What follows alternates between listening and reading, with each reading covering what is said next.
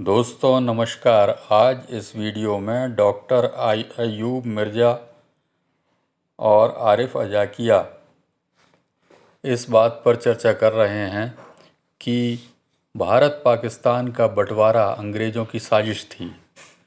उसके बाद उसको पाक फ़ौज के जनरलों ने अपना कमाई का जरिया बना लिया। उन्होंने पाकिस्तान का शोषण किया और भारत से दुश्मनी चालू कर दी। वो भारत में सीधा युद्ध नहीं लड़ सकता था, इसलिए उन्होंने कश्मीर को अपना जरिया बनाया, जिसमें उन्होंने आतंकवाद फैलाकर, आतंकियों को पनाह देकर, आतंकियों को ट्रेनिंग देकर, हथियार देकर भारत को परेशान करना जारी रखा। पाकिस्तानी फ़ौज की एग्जिस्टेंस इसी में है कि वो कश्मीर कश्मीर का राग अलापते रहें। आज पाकिस्तान की खुद की स्थिति ऐसी है कि यहाँ पर बेरोज़गारी फैल रही है, महंगाई है, उसको ये लोग कंट्रोल नहीं कर पा रहे हैं। जगह जगह पे बम विस्फोट हो रहे हैं। बलूचिस्तान में, पीओके में, हर जगह अव्यवस्था है जिसको ये लोग कंट्रोल नहीं कर पा रहे हैं। परंतु मोदी जी के आने के बाद मोदी जी ने इनका करारा जवाब दिया है और उसके बाद ये सन्न हो गए हैं। इनकी स्थिति एकदम अचंभित होने की हो गई है। अब ये भारत को और परेशान करके इसी कार्य में व्यस्त रखना चाहते हैं। आइए देखें इस वीडियो को।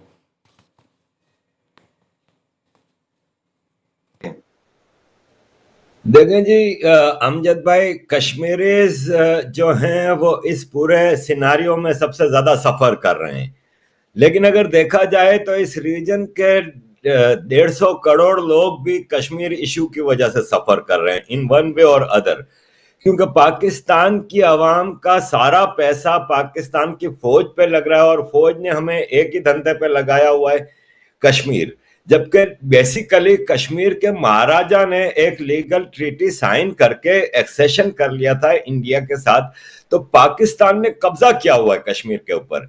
और इस कब्जे को, इस अपने जाती फौज की मफाद की जो जंग है, इसको जारी रखने के लिए 150 करोड़ लोग इस रीजन के हर वक्त जंग के दहाने पे बैठे हुए हैं। तो कश्मीर इशू इफेक्ट करता है पूरी दुनिया को, रीजन को और कश्मीरियों को। तो ऑफ कोर्स मैं शुरू से इस हक में हूं कि स्टेटस को टूटना चाहिए, क्योंकि पाकिस्तान तो चाहता है कि स्टेटस को रहे ताकि लोगों का हिसाब किताब, टेररिस्टों का हिसाब किताब चलता रहे, इनके ट्रेनिंग कैंप चलते रहे, इन्फिल्ट्रेशन हो, ये सब चीजें चलती रहें। लेकिन रीजन के पीस के लिए, प्रोस्पेरिटी के लिए, डेवलपमेंट के लिए जरूरी है कि once and for all Kashmir जिसका है, यानी भारत का है, वो भारत में पूरा चला जाए। पीओके, गिलगित बल्तिस्तान, अक्साई चीन सब मिला के। तो I think that would be the ideal situation. That would be the ideal situation. Of course मेरा ख्याल है कि जो अवाम है, जो जनता है इस पूरे सब कॉन्टिनेंट की, वो भी यही चाहती है कि अमन कायम हो, पीस हो, आपस में जो है वो एक दूसरे से लोग मिल सकें। लेकिन जैसा कि आपने जिक्र किया वेरी राइटली कि महाराजा हरि सिंह जो थे, जम्मू कश्मीर रियासत के आखिरी महाराजा, उन्होंने भारत के साथ एक्सेशन जो है उसको, उसके डॉक्यूमेंट्स पे साइन करके पूरी जम्मू कश्मीर की रियासत इंक्लूडिंग पीओजे के और गिलगित बल्तिस्तान सब जो है वो भारत में शामिल किया था। और ये दस्तावेज जो है ये 26 अक्टूबर 1947 को इस पर दस्तखत किए गए थे। इसका पस मंजर जो है वो ये है कि 22 अक्टूबर सन 1947 को जो है वो पाकिस्तान ने 5 एंट्री पॉइंट से जम्मू कश्मीर की रियासत पर हमला किया और उस पर कब्जा करने की कोशिश की, एक ऐसे वक्त में जबकि महाराजा के साथ मोहम्मद अली जिन्ना का स्टैंड स्टिल एग्रीमेंट पर साइन हुआ था, जिसमें उन्होंने वक्त मांगा था ये फैसला करने के लिए कि वो हिंदुस्तान या पाकिस्तान में से किसी एक के साथ इलाक करेंगे। खैर आगे चलते हैं। आरिफ भाई, ये मुझे बताएं कि पाकिस्तानी फौज को कश्मीर की वादी में इतनी दहशतगर्दी फैलाने, इतने आतंकवादी भेजने की उनको क्या फायदा है इससे? देखें, पहली बात तो यह है कि तकसीम हिंदुस्तान पाकिस्तान या किसी और का फैसला नहीं था, ये सुपर पावर्स का फैसला था। दूसरी जंग अजीम के बाद जब हिंदुस्तान को आजाद करना था तो एक हिंदुस्तान किसी सूरत इन्होंने आजाद नहीं करना था, क्योंकि अगर एक Hindustan without any outstanding issues अगर आजाद होता तो दुनिया की सुपर पावर होती और इसका जो पोटेंशियल था वो देखते हुए ये तो फैसला तय था कि हिंदुस्तान को ना सिर्फ ये कि तकसीम करना है बल्कि ये भी है कि कुछ आउटस्टैंडिंग इश्यूज छोड़ के जाने हैं। पाकिस्तान की मर्सनरी फौज जो कि प्योर मर्सनरी की डेफिनेशन पर उतरती है, जिसने हमेशा पैसों के लिए अपने मफादात के लिए किराए की भाड़े की फौज मशहूर है। ये पाकिस्तान की फौज शुरू से अंग्रेजों और दीगर जो पावर्स थी जिनकी डिजाइन्स थी ये पाकिस्तान, उनके इशारे पे यहाँ पे आतंक और ये चीजें चलानी थी। ये तो हो गया पहला पॉइंट कि इंडिया को ऑक्यूपाई रखने के लिए कुछ ना कुछ तो चाहिए था, जो कि कश्मीर ही था। बाकी तो सारे मसले सेटल हो गए थे, जूनागढ़, हैदराबाद और सारी रियासतों के मसले हल हो गए थे सिवाय कश्मीर के। वो भी सोल्व हो गया था लीगली, लेकिन पाकिस्तान ने बहरहाल एक इंडिया के साथ जंगी माहौल और ऐसा माहौल रखना था जिसमें इनकी एग्जिस्टेंस रहे। अब इंडिया तो अपनी आवाम को कहती है कि हमने मिलिट्री में इतना बजट इसलिए इजाफा किया है कि हमारा एक दुश्मन चाइना बैठा हुआ है और दुनिया को पता है कि चाइना इंडिया का सबसे बड़ा दुश्मन है, इसलिए रखी है फौज। पाकिस्तान अपनी आवाम को कैसे जस्टिफाई करेगा कि भाई हमें इतनी बड़ी फौज और इतने बड़े बजट की जरूरत है, जब मुल्क में खाने को पैसा नहीं है, बच्चों को तालीम देने के लिए नहीं है, सेहत को हम दे नहीं सकते, इंफ्रास्ट्रक्चर बना नहीं सकते। बेसिक थिंग इज कि हम अपनी आवाम को पीने का साफ पानी तक नहीं दे सकते, लेकिन फौज को 5 स्टार रेसिडेंशियल कॉलोनीज बना के उनके ऊपर अपने बजट का लायंस शेयर उनके ऊपर स्पेंड करते हैं। वो इसलिए कि वो कहते हैं जी इंडिया इतना बड़ा हमारा दुश्मन है। मैं आपसे सिर्फ इतना सवाल करता हूं कि मैं जब अपने माँ बाप के साथ रहता हूं, मेरे भाई बहन, हम एक फैमिली में रहते हैं, जब बड़ा होता हूं मैं, मेरी शादी होती है, तो मैं अपने वालिदैन से कहता हूं कि मुझे अलग घर लेके दो। जब वो मुझे अलग घर लेके देते हैं तो इसका मतलब ये थोड़ी है कि मैं अपने अलग घर से अब अपने वालिदैन के घर के ऊपर दुश्मनियां करूं और रोज गुंडे मवाली भेजूं कहां पे उनको तंग करो।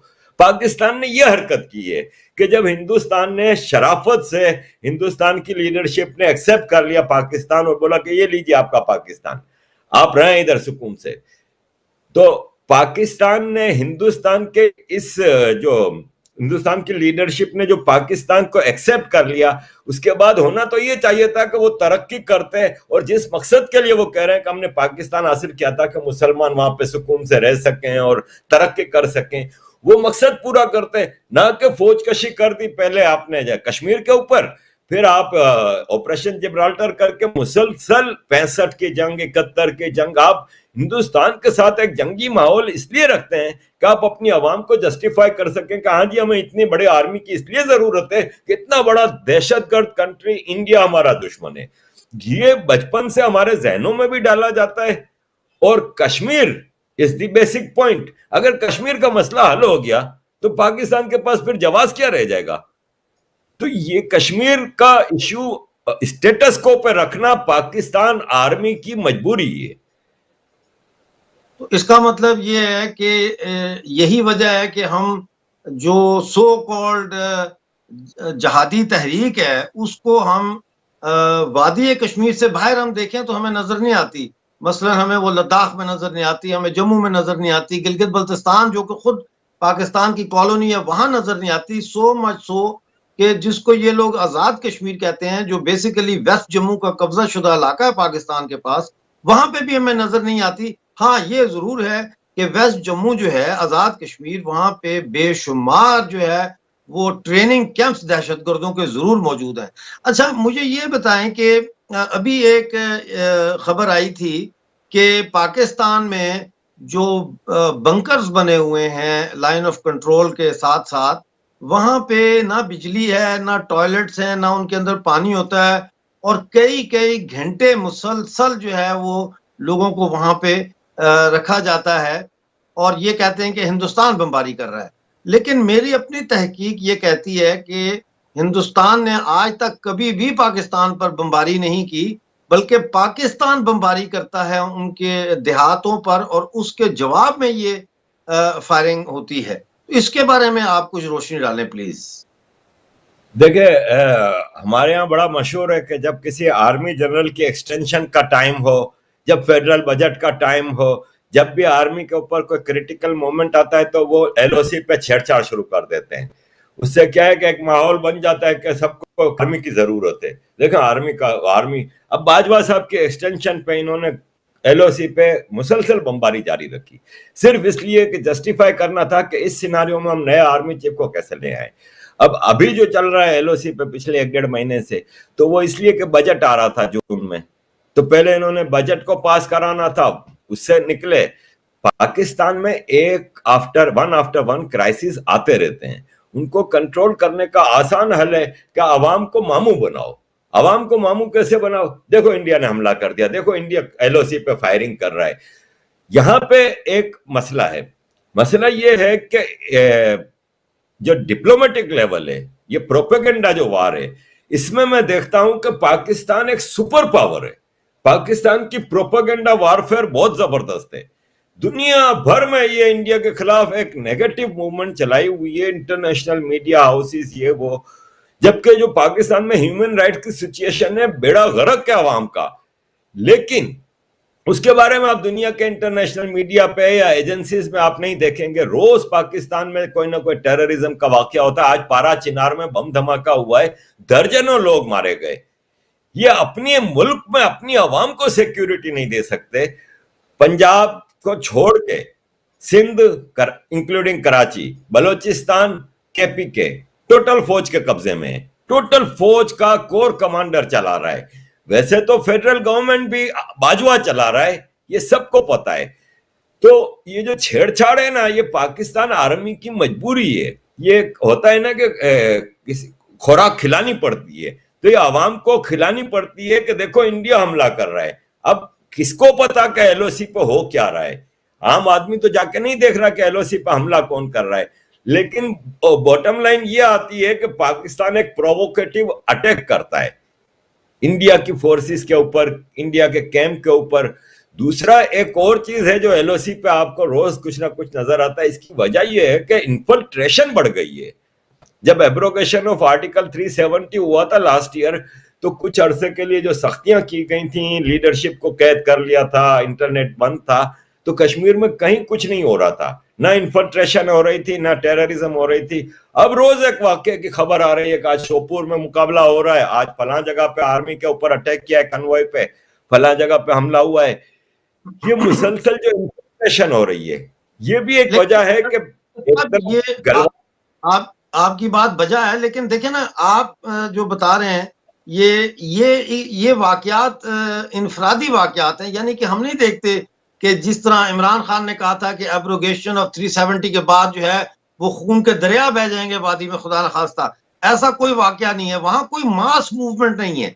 और हड़तालें भी जो होती रही हैं हुर्रियत कॉन्फ्रेंस के कहने पर, उनके बारे में ये इतलात हैं कि वो बेचारे दुकानदार जो है वादी के, श्रीनगर के और शोपियां के और बाकी इलाकों के, वो मजबूरन दुकानें बंद कर देते थे कि अगर नहीं की तो कल को मिलिटेंट्स हमें आके तंग करेंगे।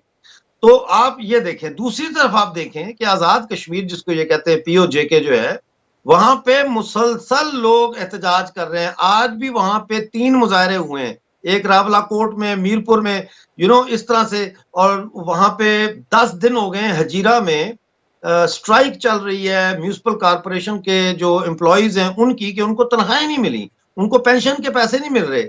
इसी तरह 19 तारीख को रावला कोट में जब जुलूस निकाला वहां के स्टूडेंट्स ने, पाकिस्तान के इल्हाक के डॉक्यूमेंट को उन्होंने बाकायदा आग लगाई, उसकी वीडियोस बना के उन्होंने वायरल की कि हम पाकिस्तान के साथ इल्हाक को नहीं मानते। तो हम देखते हैं कि पाकिस्तान पीपल्स पार्टी जो आजाद कश्मीर में है, उन्होंने अपने कहते हैं कि लोग भेजे वहां और उन्होंने वहां मार कुटाई की और बहुत सारे जो है जो कर रहे थे मुजाहरा, उनको जख्मी किया। तो यहाँ पे तो हमें नजर आता है कि लोग मुजाहरे भी कर रहे हैं और लोग जो है वो कर रहे हैं, लेकिन नेशनल मीडिया पे उनका कहीं कोई जिक्र नहीं आता। लेकिन अगर कश्मीर की वादी में एक हिजबुल मुजाहिदीन का दहशतगर्द जाके फायर मार आता है किसी सिपाही को, तो वो एक नेशनल न्यूज बन जाती है। इसके ऊपर थोड़ी रोशनी डालें। मैंने जैसे अभी आपको बताया कि ये डिप्लोमेटिक और प्रोपेगेंडा वारफेयर में India I don't know how लेकिन बहुत ही पीछे है। आपको एक याद होगा वाकया हुआ था कि जब भारतीय सेना के कन्वॉय के ऊपर अटैक हुआ था रिसेंटली और एक आदमी मर गया था और उसके सीने पे इसका बच्चा बैठा हुआ था, उसका नवासा बैठा हुआ था। ये प्योर टेररिज्म का वाकया था और टेररिस्टों की फायरिंग से वो आदमी मरा था। लेकिन पूरी दुनिया में पाकिस्तान ने जो प्रोपेगेंडा किया था वो ये किया था कि इंडियन आर्मी की फायरिंग से देखो इंडिया मार रही है कश्मीरों को, ये वो। तो मैं कहता हूं कि ये आपने जो सवाल किया ना कि पाकिस्तान में जो पीओके के अंदर जो प्रोटेस्ट हो रहे हैं और ये चीजें, ये वाकई इंडिया नहीं कर रहा। देखें सबसे बड़ी बात यह है कि बलूचिस्तान में एक आग और खून का दरिया है, एक जेनोसाइड हो रहा है 1970 से, लेकिन India as a regional super power अभी तक उसको ऑन नहीं कर रहे। जैसे पाकिस्तान कश्मीर का एक नाजायज इशू है, उसके पीछे पूरी फोर्स लगा दी है और धड़ल्ले से रोज एक इमरान की ट्वीट आती है, बाजवा की आती है, सबकी कि हम कश्मीरियों के साथ खड़े हैं। इंडिया को अब अग्रेसिव होना पड़ेगा। अग्रेसिव से मतलब मैं नहीं कह रहा कि फौज लेके आप चढ़ाई कर दें, डिप्लोमेटिक की बात हो रही है। प्रोपेगेंडा वारफेयर में और चीजों में अब वो दौर आ गया है कि इंडिया को देखें, पूरे दुनिया की भी आप बात देखें, पोम्पियो साहब को ले लें, ट्रंप साहब को ले लें, यूरोप के लीडर्स को ले लें, वो बार बार इंडिया को कह रहे हैं कि आप सही जा रहे हैं चाइना के मामले पे, आप एक पोटेंशियल सुपर पावर है and act like a super power. ठीक है, हमारी परंपरा रही है हिंदुस्तान की कि हम अग्रेसिव नहीं होते, अहिंसा पे बिलीव करते हैं और हम कभी इन्वेड नहीं करते। तो मैं इन्वेड करने की बात भी नहीं कर रहा, लेकिन सिक्योरिटी के लिए फॉर योर ओन पीपल आपको थोड़ा डिप्लोमेटिकली अग्रेसिव होना जरूरी है। पाकिस्तान का ये जो डिप्लोमेटिक फ्रंट पे आप कह रहे हैं, बार बार दूसरी दफा आपने ये जिक्र किया है कि इंडिया का डिप्लोमेटिक फ्रंट शायद थोड़ा सा वीक है पाकिस्तान के मुकाबले में, तो ये तो कोई आज से वीक नहीं है ना, ये तो जब से कब्जा किया है पाकिस्तान ने इस रियासत के ऊपर, उस वक्त से ही ये कुछ डावाडोल पॉलिसी रही है भारत की जानिब से। तो इसको अब बीजेपी ने आके सख्त एक्शन लिए हैं, वहां पे सख्ती की है, एब्रोगेट किया है 370 को, कश्मीर को आजाद किया है। तो आप क्या समझते हैं कि इसमें कोई जो उस वक्त की हुकूमतें थी उनका कोई इसमें कंप्लिसेंसी थी, यानी कि वो नहीं चाहते होंगे कि इसको ज्यादा उछाला जाए? अब कोई इसके ऊपर कोई कंफ्यूजन है कि क्योंकि पहली गवर्नमेंट्स ने कुछ नहीं किया और शिमला मुआहदा कर लिया, सीज फायर लाइन को लाइन ऑफ कंट्रोल बना दिया, यानी कि देखें ना कितना जुल्म किया इन्होंने। तो इसके ऊपर थोड़ा सा रोशनी डालें हमारे आप पाकिस्तान के तालीमी इदारों में तालीम हासिल कर चुके हैं, आपको पता है कि वहां पे एक जमीयत है जमात इस्लामी की स्टूडेंट विंग, जिसकी दहशतगर्दी, जिसका कंट्रोल, हालांकि पॉलिटिकली जमात इस्लामी किसी इलेक्शन में 2 से 3 सीटों से ज्यादा पूरे पाकिस्तान से नहीं ले सकती, लेकिन एजुकेशन इंस्टीट्यूट में जमात इस्लामी का शुरू से होल्ड रहा है। ये पाकिस्तान आर्मी की नजरियाती जमात है और इसमें से, इसके कैडर में से जो लोग निकलते हैं वो जर्नलिज्म में, फॉरेन सर्विस में और उसमें जाते हैं और पाकिस्तान की basic foreign policy Jamaat Islami बनाती है। इंडिया में बदकिस्मती ये रही कि 1947 के बाद एजुकेशन मिनिस्ट्री चली गई मौलाना आजाद के पास। ये पर्पसफुली उस वक्त की लीडरशिप ने ये चीज हासिल की और इंडिया के एजुकेशन सिस्टम में इंडिया की जनता को, बच्चों को जो चीजें पढ़ाई जाती हैं वो आज आवाम इंडिया की सवाल कर रही है कि हम क्या पढ़ते रहे, कि क्या इंडिया में मुगल एम्पायर ही थी, मौर्य एम्पायर नहीं थी, मराठा एम्पायर नहीं थी, उनके रिफॉर्म्स थे, उन्होंने हिंदुस्तान के लिए कितने बड़े चीजें, वो अपने बच्चों को नहीं पढ़ाते। मैं 95 में पहली बार जिनीवा गया यूनाइटेड नेशंस के सेशन अटेंड करने। जब भी मैं वहां जाता, किसी इंडियन डेलीगेट से, एनजीओ के डेलीगेट होते हैं दूसरे जो आते हैं, उनसे मुलाकात हो, कहाँ से हैं जी? जी मैं प्रोफेसर हूँ अलीगढ़ यूनिवर्सिटी, जी मैं प्रोफेसर हूँ जामिया मिल्लिया इस्लामिया, जी मैं प्रोफेसर हूँ जवाहरलाल नेहरू यूनिवर्सिटी। ये 3 यूनिवर्सिटियों के प्रोफेसर आते थे हिंदुस्तान का मुकदमा लड़ने यूनाइटेड नेशंस में। तो वाकई जो कमजोरी है ना डिप्लोमेटिक लेवल पे, वो पिछली गवर्नमेंट्स ने जहां पे एक अपीजमेंट की पॉलिसी चलाई। एक लीडर हैं जवाहरलाल नेहरू साहब, जो कि फादर ऑफ इंडियन नेशन एक तरह से हैं, क्योंकि इंडिपेंडेंस के बाद उनको प्राइम मिनिस्टर बनाया गया था और वो लॉन्गेस्ट रनिंग प्राइम मिनिस्टर भी रहे। वो शेरवानी पहन के चलते थे, किसको खुश करने के लिए? भाई अगर आप इंडियन सेक्युलर हैं तो आपको किसी एक कम्युनिटी को खुश करने के लिए आप एक शेरवानी पहन रहे हैं। एक साहब थे वीपी सिंह, ये प्राइम मिनिस्टर होते थे जब कश्मीर से जेनोसाइड हुआ कश्मीरी पंडितों का, मेरा ख्याल है ये उस वक्त के प्राइम मिनिस्टर थे। ये जिन्हें टोपी लगा के चलाते थे। तो ये तो पिछली भारत की सरकारें थी जिन्होंने भारत का जो ओवरऑल नेशनल इंटरेस्ट है वो सरेंडर किया एक ब्लैकमेलिंग पावर को। देखें, सेक्युलरिज्म हिंदुस्तान का मोस्ट इंपोर्टेंट एब्जेक्ट है। फराग गोरखपुरी कह गए हैं कि